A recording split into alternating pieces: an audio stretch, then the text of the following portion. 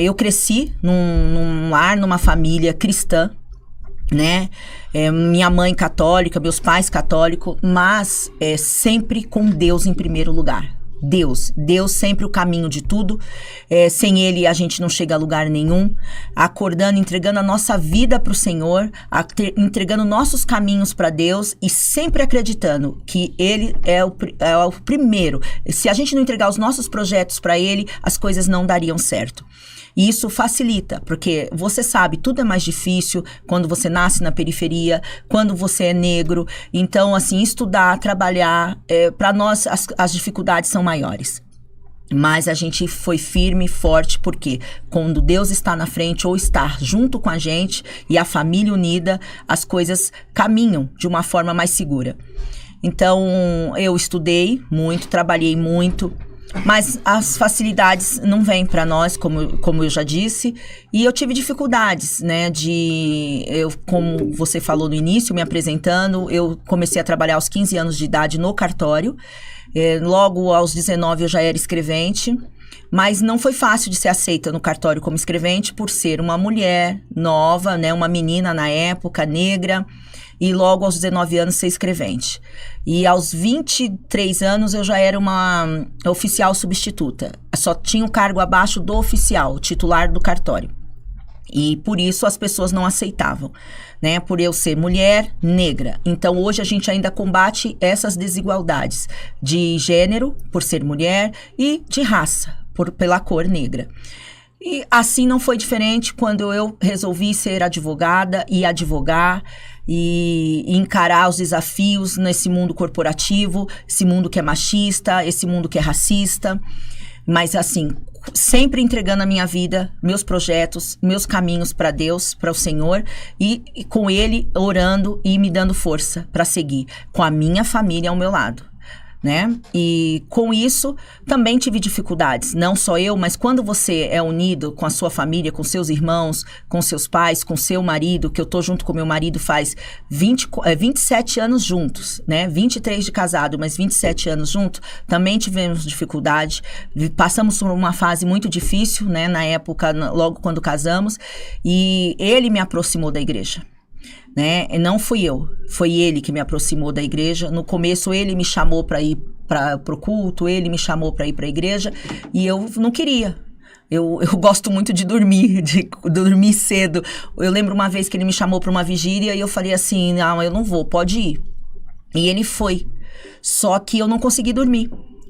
Deus não me deixou dormir. E eu passei a noite toda pensando, por que eu não fui com ele? Eu tinha que dar força para ele. Se eu falo que eu tenho que estar do lado dele, que eu sou esposa, que eu vou dar força, eu deveria ter ido com ele.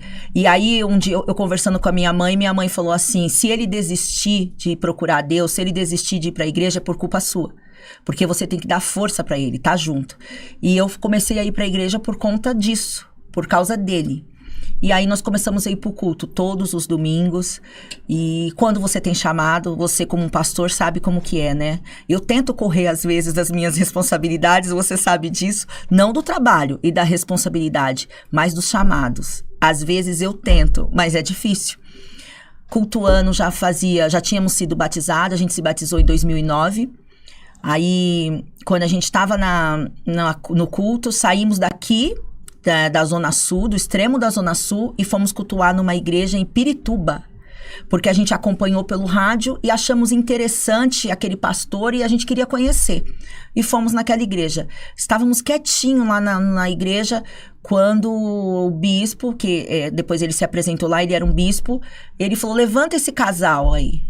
Aí nós dois levantamos e a gente queria passar despercebido. Da onde vocês vêm? Vocês são visitantes. Quando a gente falou da onde a gente estava vindo, ele falou assim, esse casal atravessou a Macedônia para estar aqui hoje cultuando. Mas sabe por quê? Porque Deus tem um chamado.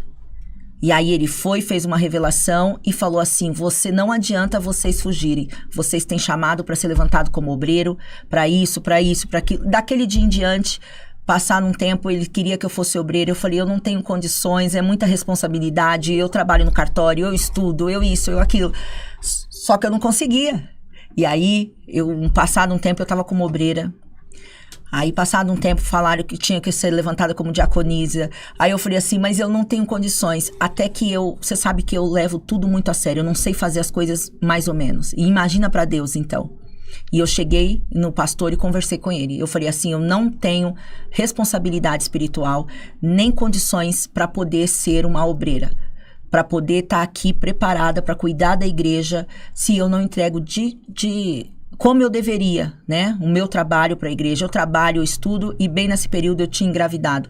E era muito longe. Aí eu falei, eu vou cultuar perto da minha casa, vou escolher outra congregação. E não aceitei a responsabilidade. E como você sabe, eu estou afastada. Esqueci, não posso falar afastada, né? Você já chamou a atenção uma vez. Não é afastado. Não, afastado sim. É afastado sim. Tá desviado. Não posso estar desviado. Afastado sim. Desviado nunca. Isso, exatamente. Sempre na presença do Senhor. É isso aí. É isso aí.